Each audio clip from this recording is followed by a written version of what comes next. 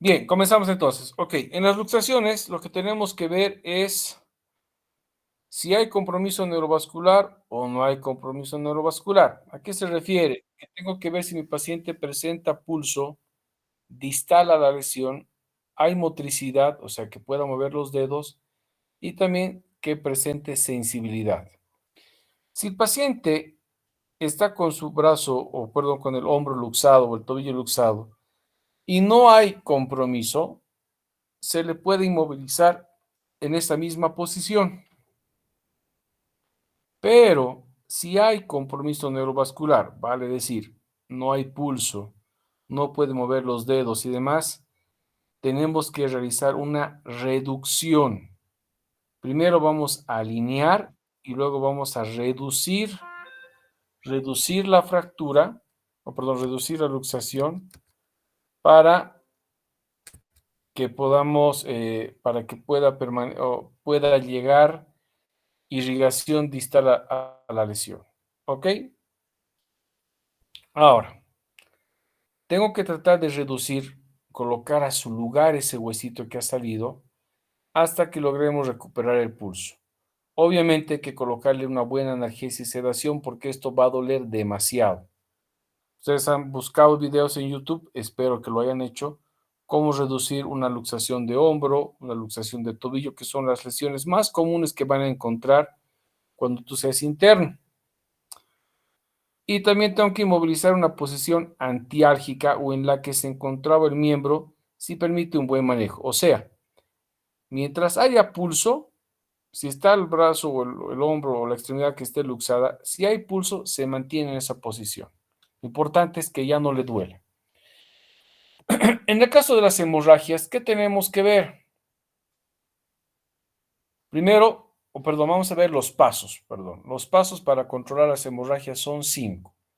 Paso número 1, presión directa, que consiste en colocar tu mano sobre el lecho o donde está la herida, la solución de continuidad. Paso número 2 es el vendaje compresivo. No estoy diciendo torniquete. Vamos a hacer un vendaje compresivo con una venda de gasa. Paso número 3, presión en la arteria de gran calibre que va a irrigar la zona. Si es en el antebrazo, tengo que hacer presión en la arteria braquial o incluso en la arteria axilar. Si es en extremidades inferiores, vamos a hacer presión en la arteria femoral para que disminuya el flujo sanguíneo distal a la lesión. Y 4, vamos a hacer una elevación de la extremidad siempre y cuando no haya fractura. Y si hay fractura, tengo que realizar la ferulización antes de elevar la extremidad por encima de la altura del corazón con el objetivo de reducir el flujo sanguíneo hacia esa zona. Y el quinto paso, que podríamos adelantarlo también dependiendo de la magnitud del sangrado, vamos a hacer un empaquetamiento. Es lo más común que ustedes van a hacer porque no creo que todos tengan un torniquete, pero si tienes un torniquete lo vas a emplear. Los torniquetes no pueden ser improvisados o realizados, hechos con cualquier otro material. Tiene que ser con un material hecho para ese fin. ¿Sí? O sea, no podemos improvisar con una cuerda, con un cinturón, no, porque eso va a causar más daño vascular que beneficios. ¿Ok? Vamos a hablar entonces del empaquetamiento. ¿En qué consiste? Para hacer un empaquetamiento necesitamos una venda de gasa. Ideal, una venda de gasa de 7.5 centímetros, la cual vamos a empezar a desenrollar y vamos a introducir en el interior de la solución de continuidad. Obviamente le va a doler a tu paciente, pero ¿qué estamos haciendo? Estamos salvando la vida. Por eso, de aquí vienen los criterios de riesgo vital: vida, órgano, función. Mientras esté sangrando, el riesgo de que tu paciente muera o se complique es alto. Entonces, tengo que controlar la hemorragia. Vamos a introducir toda la venda, todo lo que se pueda, y el sobrante se corta y se hace un vendaje compresivo sobre el lugar donde está sangrando. En el caso del torniquete, tenemos dos escenarios. Un escenario civil, donde estamos ahorita nosotros, donde no hay riesgo de que te disparen y demás. Entonces tengo tiempo para poder identificar dónde está el sangrado. Vamos a cortar la ropa y vamos a ubicar el sangrado. Y el torniquete se coloca 5 o 7 centímetros por encima de la lesión. ¿Listo? 5 o 7 centímetros por encima de la lesión. ¿Y cuánto tiempo debe estar puesto el torniquete? Leo. No, doctor, mi internet está fallando. ¿Qué? Mi internet está fallando, no escuché bien. Hasta 2 horas, doutor? Hasta 2 horas, máximo 2 horas, tiene que estar con el torniquete puesto. No podemos aflojar y volver a ajustar. No, un torniquete puesto se tiene que quedar puesto hasta que llegue el paciente al hospital o sea valorado por un cardiovascular, por un traumatólogo, y recién podemos retirarlo. ¿Ok? Ahora, ¿qué pasaría si aquí hemos puesto el torniquete? Pero media hora comienza otra vez a sangrar. ¿Qué tendríamos que hacer?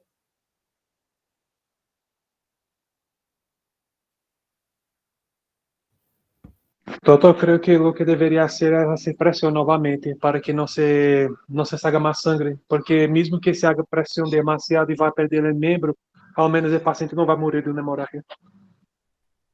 No, doc. ¿Qué tenemos que hacer? Elevar. Colocar un segundo torniquete por encima del primero, pero este no se afloja. Se tiene que quedar puesto en el mismo sitio. Colocamos un segundo torniquete más arriba. ¿A qué distancia? No importa. Lo importante es que hay que colocar otro torniquete arriba. Porque puede ser que tú hayas colocado este torniquete mucho más arriba y no haya mucho espacio. Entonces, donde entre, se coloca un segundo torniquete. Y este no se afloja igual por 2 horas o hasta que sea valorado por un traumatólogo. Ahora, ¿qué pasaría si tú estás en provincia y el hospital, estamos hablando del Viedma, tú estás en Villatunari y son más de 4 horas de viaje? Va a estar 2 horas con un torniquete, más de 2 horas con un torniquete. ¿Se puede o no se puede? Doutor, nesse caso, eu creio que tem que abrir para que passe um pouco o flujo. Negativo, doc. Si la vida de tu Doctor, paciente está en riesgo, no importa las complicaciones. Ahí vamos a tener que dejar el torniquete por más tiempo. Les decía en algunas clases, creo que, por ejemplo, en el ámbito militar, se ha visto que los soldados incluso estaban hasta 6 horas o más con un torniquete puesto. Obviamente han quedado con algunas secuelas, complicaciones, pero han logrado salvar su vida. Entonces, aquí otra vez vienen los criterios de riesgo vital: vida, órgano, función. ¿Ok? ¿Cómo se coloca el torniquete?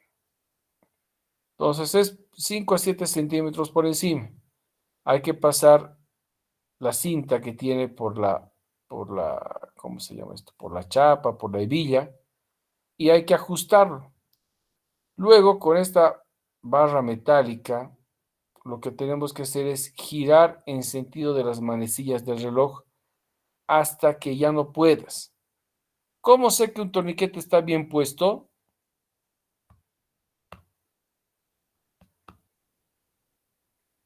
Quando se desaparece pulso distal, Cuando se cumplen 3 objetivos. ¿Cuáles son estos 3 objetivos? Uno, obviamente que deje de sangrar, como estamos viendo aquí. Dos, ya no sientas pulso distal, o sea, este paciente ya no tendría que tener pulso pedio. Y tres, le tiene que doler. Entonces, si se cumplen estos 3 objetivos, ¿qué significa? Que ese torniquete está bien puesto. Y no lo vamos a retirar hasta que sea valorado por un cardiovascular o el cirujano que está esperándonos para poder reparar la lesión.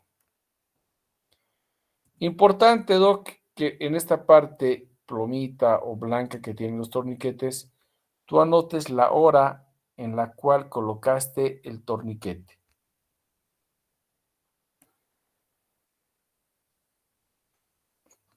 ¿Qué son las amputaciones? Bueno, esta es la pérdida de la extremidad posterior, obviamente, a un trauma que pueden amenazar la vida de tu paciente debido a a una hemorragia masiva. ¿Qué vamos a hacer con esa extremidad que ha sido amputada, Ronnie?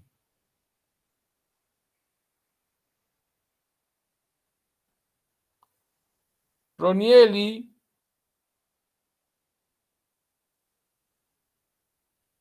Ahora consegui, doutor. Você põe em uma bolsa de plástico e junto com hielo, doutor? negativo. Secar. Bueno, ahora tibio, tibio lo que dices. A ver, Doutor, dime. pero não pode ser em contato direto com o hielo. Tenho que pôr Muy, em outra bolsa e tenho que pôr cerca de hielo para tentar pôr de novo no corpo do paciente. muy bien, ¿se entendió?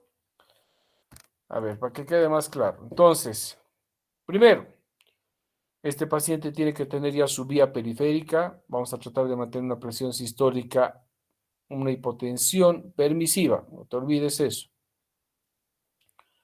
Analgesia, sedación. Vamos a utilizar torniquetes si es que no podemos controlar la hemorragia con los otros 4 pasos anteriores. Y con la extremidad que ha sido amputada, ¿qué tengo que hacer? Primero lavarlo y después vamos a colocarla dentro de una bolsa plástica. Y esta dentro de otra bolsa plástica que tenga hielo y agua. Pero no puede estar en contacto directo con el hielo porque ahí sí esa extremidad que ha sido amputada se va a quemar y ya no va a servir para nada. Entonces tenemos que tener estos cuidados para que podamos reimplantar esa extremidad que ha sido amputada. 4 grados centígrados. No estoy diciendo menos 1, 0,1, no. 4 grados. ¿Qué hacemos con este tipo de heridas abiertas? Por ejemplo, está sangrando tu paciente, es un sangrado de napa, hay mucha sangre. ¿Qué hacemos? Aquí podríamos utilizar un vendaje, o perdón, un empaquetamiento, pero también podemos utilizar un polvo hemostático que es el Celox. ¿Están viendo mi buscador? Solo a Não, apresentação. Não, doutor, não. só na apresentação. No están viendo. A ver.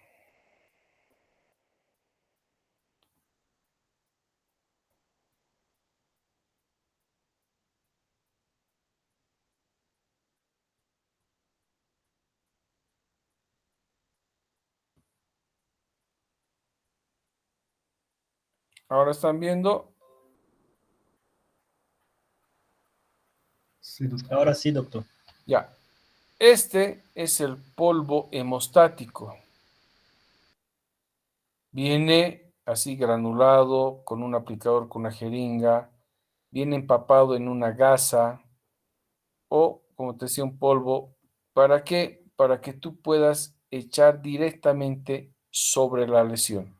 ¿Están viendo ahora mi presentación o estoy aquí bacaneando? Agora Sim. a apresentação. Ok, entonces ahí lo que tengo que hacer es primero lavar a chorro con agua o agua corriente o mejor si hay solución fisiológica. Lavamos todo lo que se pueda y vamos a echar el polvo hemostático para tratar de controlar la hemorragia. Si a pesar de este polvito no se puede controlar, colocamos el torniquete, ¿sí?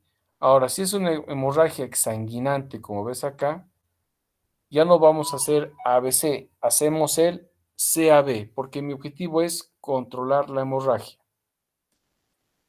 Luego, en el caso de todas las lesiones osteoarticulares, te decía, vamos a tratarlas siempre como si fueran fracturas. Todas las lesiones osteoarticulares las vamos a manejar como si fueran fracturas. Bien, y tengo que valorar el PMS. No te olvides, pulso, motricidad, sensibilidad. Siempre. Pídele a tu paciente, mueve tus deditos, chequea en pulso, sientes, no sientes. En el caso de objetos empalados, tengo que inmovilizar, ferulizar con vendas, gasas, lo que tengas alrededor, y no vamos a retirarlo salvo que no te permita realizar alguna maniobra de reanimación. En el caso de las fracturas, como te decía, vamos a inmovilizarlas estas después de que tú hayas hecho la evaluación primaria. O sea, vamos a hacer en la evaluación secundaria, recién se comienzan a tratar las fracturas. Porque mi prioridad siempre va a ser el ABCD. ¿Ok?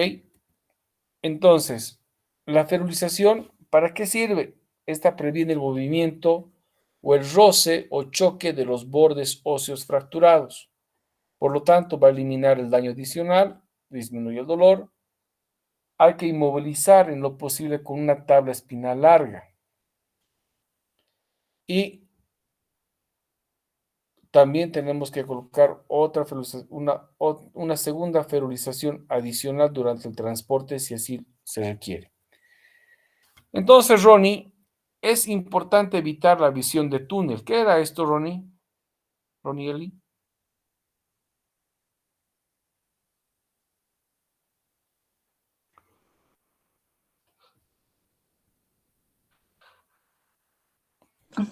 Ronnie Eli, ¿qué es la visión de túnel? No, no sé, doctor. Luan,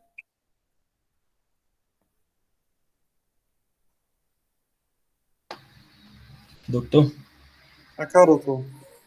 ¿qué? Creo que sí. ¿Qué es la ¿Me visión escucha? del túnel? Doutor, é a mesma visão que tem os caballos quando está aí com seus ojos cerrados? Es la pérdida de la visión periférica. Muy bien. Entonces, eso es lo que tenemos que evitar nosotros. Tenemos que evaluar el escenario antes de poder entrar en contacto con el paciente.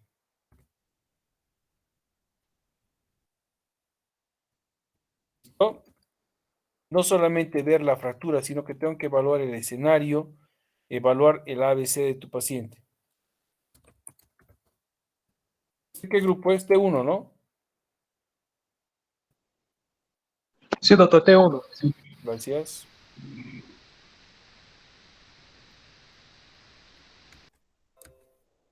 Ok. Ahora esto es importante, Doc. Evaluamos el PMS distal, otra vez, pulso, motricidad, sensibilidad distal, antes y después de colocar la férula. Porque puede ser que al momento de que tú coloques la férula, se mueva la articulación y comprima el vaso y otra vez no esté llegando sangre. Entonces, siempre antes y después de colocar la férula, tengo que medir el PMS.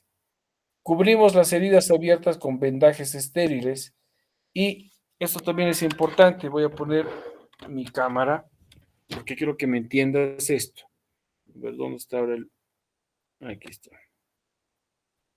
Tengo que hacer una inmovilización por encima y por debajo de la fractura. Vale decir, a ver, imagínense que aquí está la fractura a nivel de mi antebrazo, tercio medio. Tengo que inmovilizar tanto mi codo como mi muñeca, porque si no, tu paciente va a hacer esto y obviamente le va a doler. Entonces, tengo que movilizar articulación distal y proximal, siempre. ¿Listo? Articulación distal y proximal a la lesión. ¿Ya?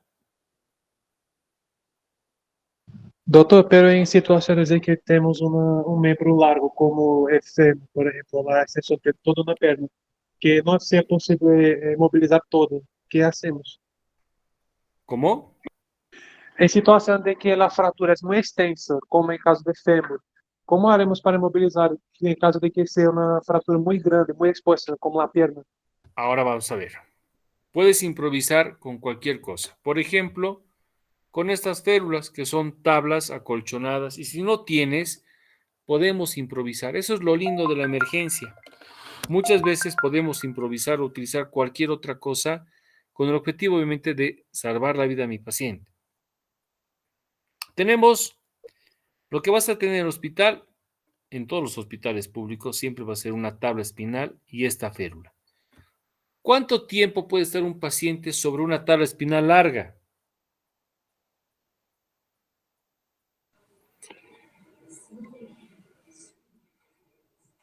¿Cuánto É, tiempo? não é necessário, não, doutor, para que haga a identificação dos possíveis traumas do paciente. Depois, no hospital, vão passar para a camilla. Lo necesario. Si yo te dejo sobre la camilla 2 horas, ¿qué va a pasar? Empieza a ter equimoses e hematomas no paciente.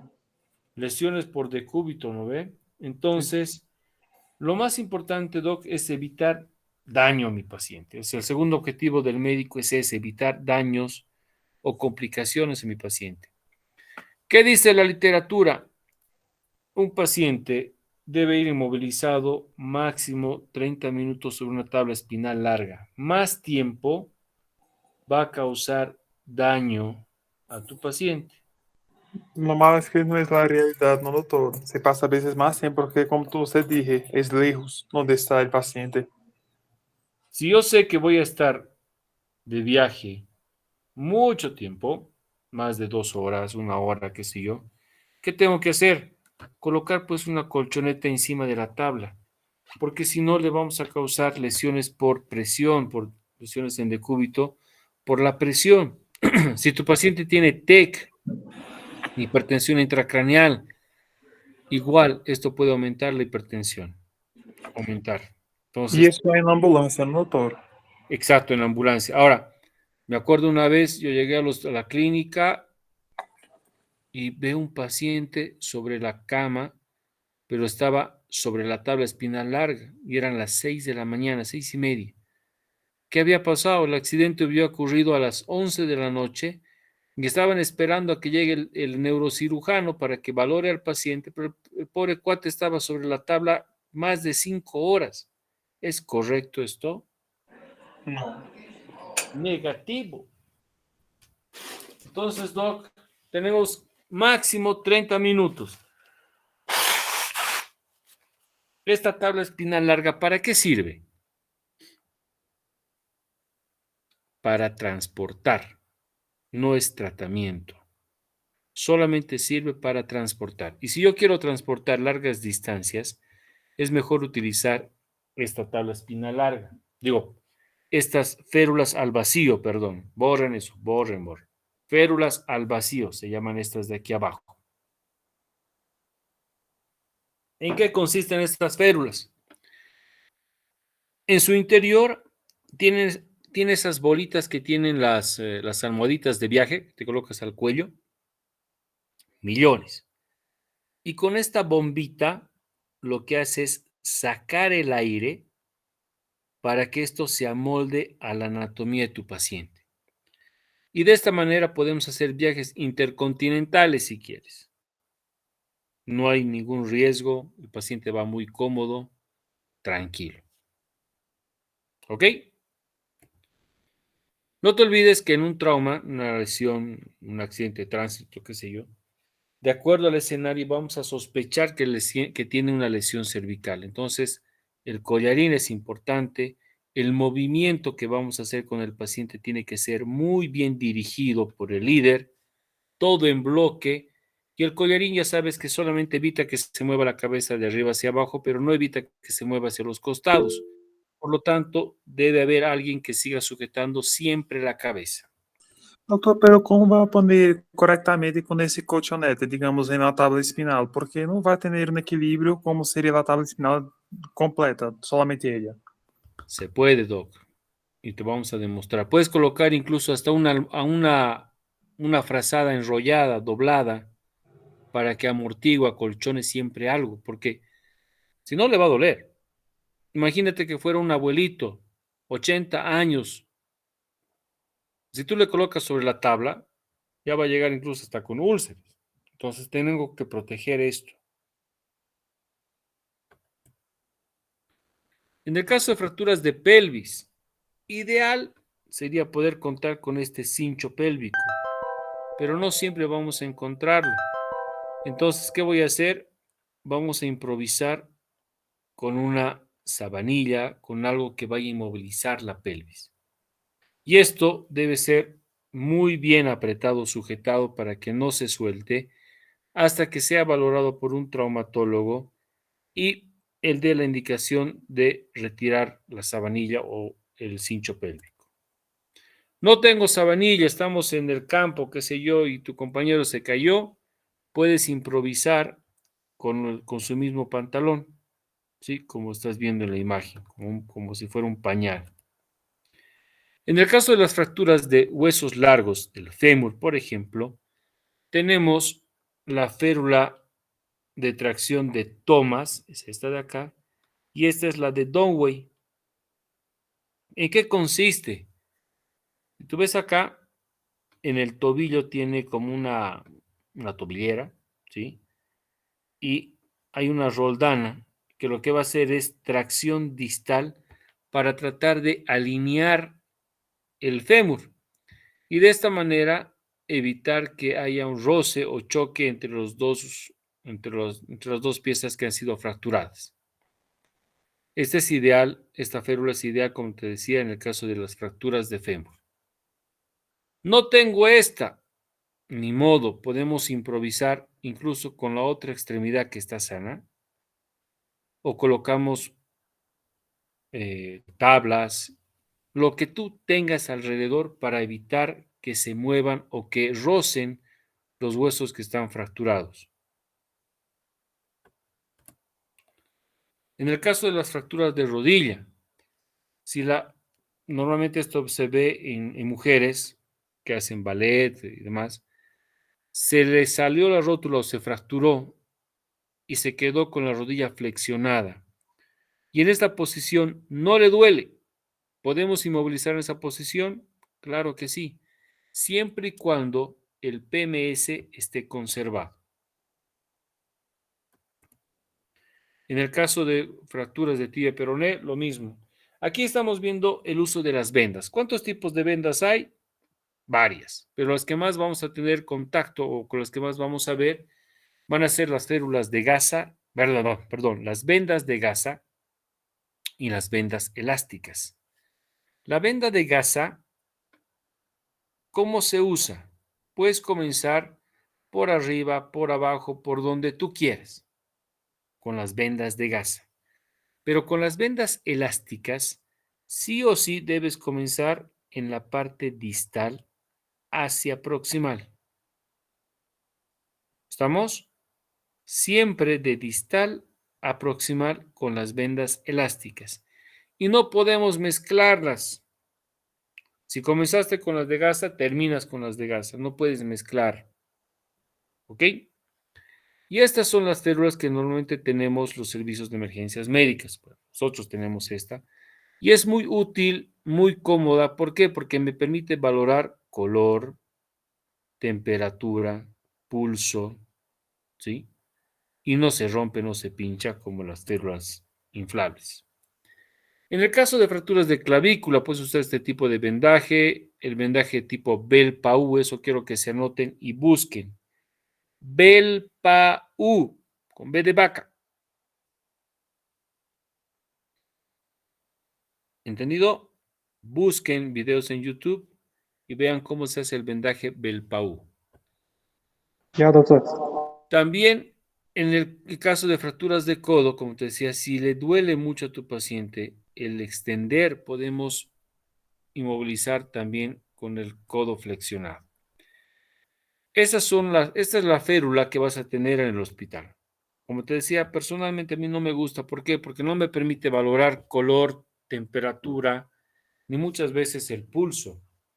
Además, puede ser que en un 80% de las férulas que tenemos en los hospitales públicos, esto ya esté pinchado o que no haya el inflador, por lo tanto no sirve. Entonces, ¿qué vas a usar en el hospital? Los cartones. Tú vas a tener que aprender a hacer férulas de cartón. ¿Cómo se hace? Sencillo. El cartón no debe cubrir más de 1/3 del diámetro de la extremidad. Y si tú te fijas bien, entre la piel y el cartón tiene que haber una colchoneta. Aquí estamos viendo una cosa verde. Entonces, lo que hace eso es acolchonar. Y también es importante, Doc, que los bordes afilados deben ser cortados. Tiene que ser bordes romos, como estamos viendo acá, para evitar incomodidad a tu paciente o molestia. ¿Ya? La venda de gasa, no te olvides, comenzamos, puedes comenzar por donde tú quieras. Las vendas elásticas siempre de distal a proximal. En el caso de fracturas de mano, pie y demás, podemos improvisar con lo que tú quieras. Una almohada, el otro pie, lo que sea. Lo importante es evitar que se mueva o causemos más daño al paciente. Lo que no quiero que hagan es esto, Doc, por favor. No envíes así a tus pacientes. No quiero ver que me los envíen. E é interessante também poner alguma coisa para o paciente apertar também, não? Para que não se mueva mucho la mano. Claro, pero a ver, fíjense ahí, Leo. El cartón te decía, tiene que cubrir 1/3 del diámetro de la extremidad. No pueden haber bordes así puntiagudos, porque esto le va a causar incomodidad. Si usas una venda de gasa, tienes que usar hasta el final, no podemos mezclar. Esto no entiendo qué función tiene. O lo querían embalar al paciente, porque inmovilizar esto no es. A ver, lo mismo aquí. Siempre vamos a inmovilizar articulación distal y proximal, porque si solamente inmovilizas esa parte que está fracturada, no estás logrando el objetivo. ¿Estamos? Sí, doctor. ¿Se entendió? Entonces, siempre entre el cartón y la piel, una colchoneta. Y no quiero que hagan esto, por favor.